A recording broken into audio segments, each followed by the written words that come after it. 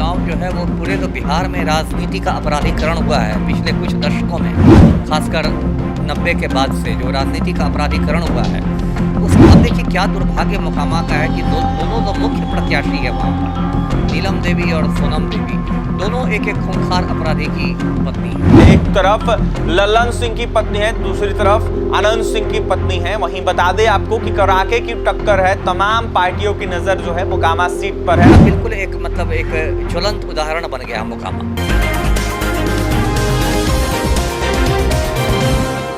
मोकामा में उपचुनाव होना है, मोकामा में सरगर्मी तेज है, तमाम पार्टियों की नजर मोकामा सीट पर है। एक तरफ लल्लन सिंह की पत्नी है, दूसरी तरफ अनंत सिंह की पत्नी है। वहीं बता दें आपको कि कड़ाके की टक्कर है, तमाम पार्टियों की नजर जो है मोकामा सीट पर है। हमारे साथ बात करने के लिए पूर्व आईपीएस अमिताभ कुमार दास हैं। सर, क्या कुछ कहिएगा जिस तरीके से मोकामा में उपचुनाव होना है, तमाम पार्टियों की नजर, एक तरफ लल्लन सिंह की पत्नी तो दूसरी तरफ अनंत सिंह की पत्नी।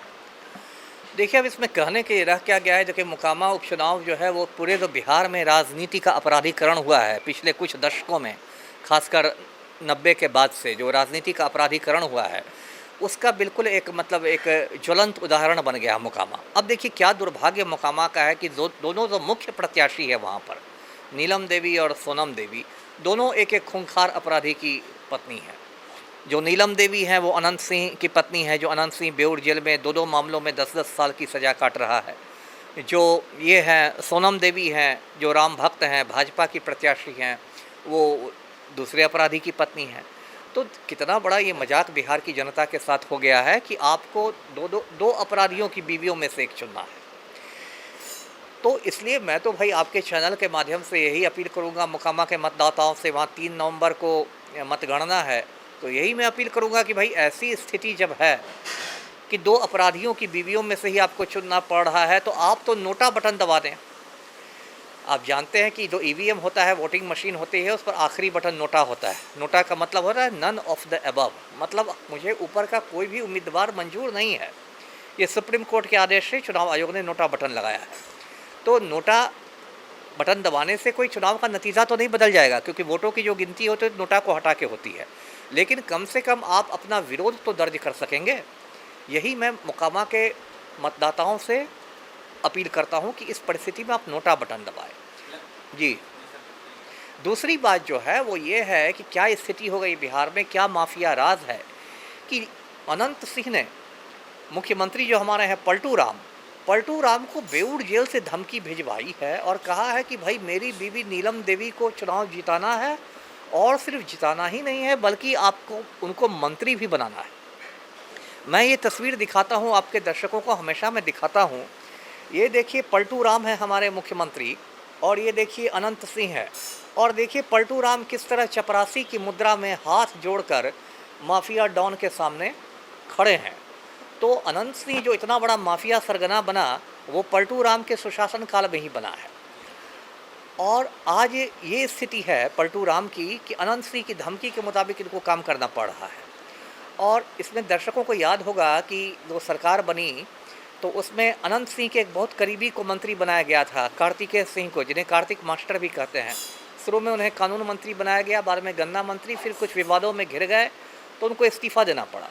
अब अनंत सिंह की मंशा है कि कार्तिकेय मास्टर के हटने से जो पद खाली हुआ है उस पर अपनी बीवी नीलम देवी को मिनिस्टर बना देना है।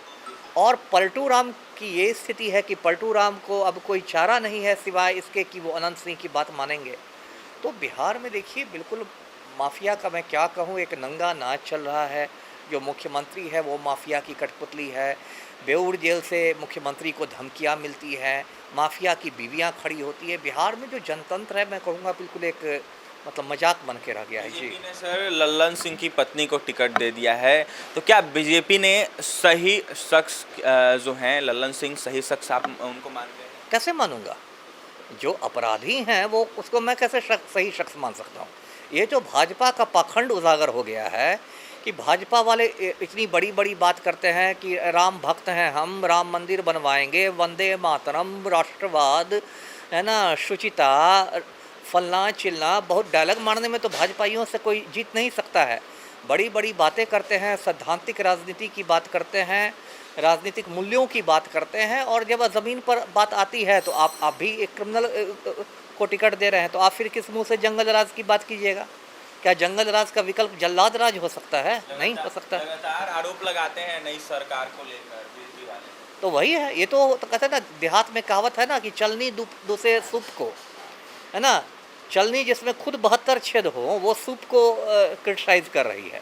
तो ये तो चलनी दूसरे सूप को वाली बात है। आपकी खुद पार्टी में अब देखिए, भाजपा ने 40 स्टार प्रचारकों की सूची जारी की है। उसमें भाजपा के बड़े बड़े दिग्गज नेता हैं, बड़े बड़े राम भक्त हैं, और ये सारे राम भक्त मोकामा में क्रिमिनल की वाइफ के लिए वोट मांगेंगे। इससे ज़्यादा शर्म की बात और क्या होगी? आप खुद बताइए मुझे।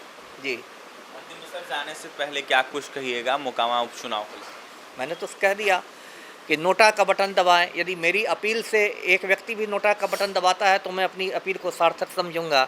मैं बार बार ये कह रहा हूँ कि नोटा से नतीजा नहीं बदलेगा, लेकिन कम से कम आपके विरोध दर्ज करने का वो आपका एक लोकतांत्रिक अधिकार है, और उस अधिकार का आप इस्तेमाल कीजिए। जी बिल्कुल, अपने अधिकार को लेकर जो है नोटा बटन दबाएं। अमिताभ कुमार दास सर थे, सर का यह साफ कहना है कि जिस तरीके से उपचुनाव होना है उसको लेकर जो है जो भी मोकामा की जनता है वो नोटा बटन दबाएं, क्योंकि दोनों जो भी कैंडिडेट हैं, या फिर महागठबंधन की बात कर ले या फिर जो बीजेपी की बात कर ले, दोनों कैंडिडेट जो हैं उन पर कई आरोप है, और कहीं ना कहीं तमाम लोगों को इसको देखते हुए नोटा बटन दबाना चाहिए। फिलहाल क्या कुछ कह रहे थे अमिताभ कुमार दास सर, आपने सुना है, बिहार के पूर्व IPS है।